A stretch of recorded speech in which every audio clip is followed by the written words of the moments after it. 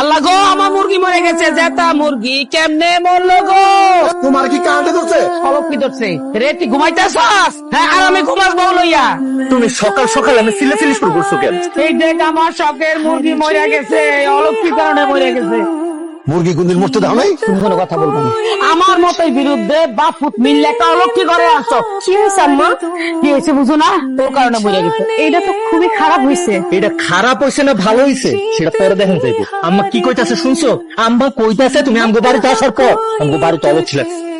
আম্মা যা কইতাছে তা যদি কোনোভাবে সত্যি হয় তাহলে কিন্তু তোমার আমি ঘা ধাক্কা দিয়ে বাড়ি থেকে বাইর করে দিব। এই নইল মায়ের বলা, এরকম বলাই তো আমি চাইছিলাম। তুই কি ভদ্রতা জ্ঞান সব ভুলে গেছস? বৌমারে বিয়ে করার আগে বৌমার বাপের কাছে যা যা চাইছিলা সবকিছু তো দিছি। আমি রাজি হয়েছিলাম, কিন্তু আব্বা আম্মা যেহেতু এই মেয়ের পছন্দ করতেছে না, আম্মা যেহেতু কইতাছে ওইটা অলক্ষী, তার মানে আসলে ওটা অলক্ষী। আপনি এসব কি কইতাছেন?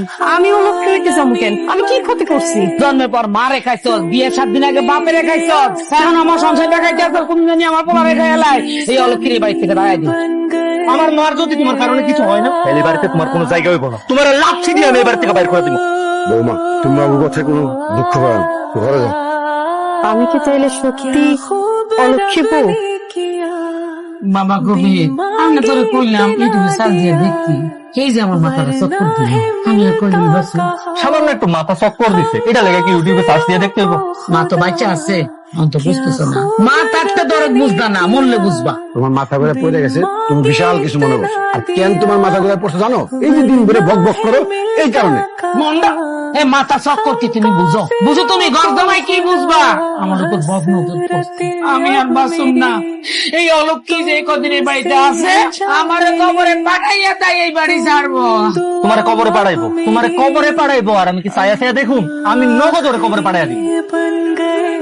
ও গলে গলে কাটার দিই জমা। এই অলক্ষী তুই কিছু করছো, আমি আগেই জানতাম এরকম হইবো। আমি সাদা ভাত দিতেছি, সাদা ভাত খাও। তুই বান মারছস মারার লাগিয়া, ওর আবার সাদা ভাত দিয়ে দমাটারের ব্যবস্থা করতেছস। আজকে তো পুরো আজকে তো তারপর কাটা, এ এক কঠিন কাটা, এই কাটা সহজে নামবো না। তুমি আমার পোলারে বাঁচাও। তোর পোলারে বাঁচার ক্ষমতা আমার নাই, বাঁচার ক্ষমতা লই উপরওয়ালার। আমি শুধু চেষ্টা করতে পারবো। চেষ্টা করা লাগলাম, চেষ্টাই করেন যে হোক। আমার গলায় যে কাঁটাটা লেগে গেছে, এই কাঁটাটা নামান। এই যে আমার অলক্ষী বউটা, এটা আমি বাড়িতে আসার পরে এগুলো হইতেছে। তুই বলার আগে আমি সব কিছু জানি, কোনো লাভ নাই। এই আসলাম কবিরাজ যতদিন তোদের সাথে আছে ততদিন পর্যন্ত তোদের কোনো ক্ষতি করতে পারবে না। 501 টাকা এখানে হাদিয়া বলা, ওই কালো জাদুর কত শক্তি। আমার পোলারে বাঁচাও, আমার পোলা ছাড়া আমি বাঁচুন না।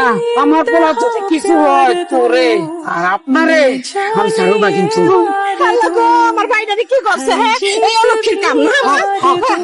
আমি যখন আয়া বসছি, এই অলক্ষী কেমনে কি করছে এটা আমি খুঁজে বাইর করে সামনে। গলায় কোনো মাছের কাটা আটকে নাই, যে কালো জাদুর কাটা। তুই আমার বাপের বাড়ি আসার পর থেকে যত অলক্ষী ঘটনা শুরু হয়েছে, আমার ভাই আর আমার মার যদি কিছু হয় তোরে খবর করে ছাড়া দিলে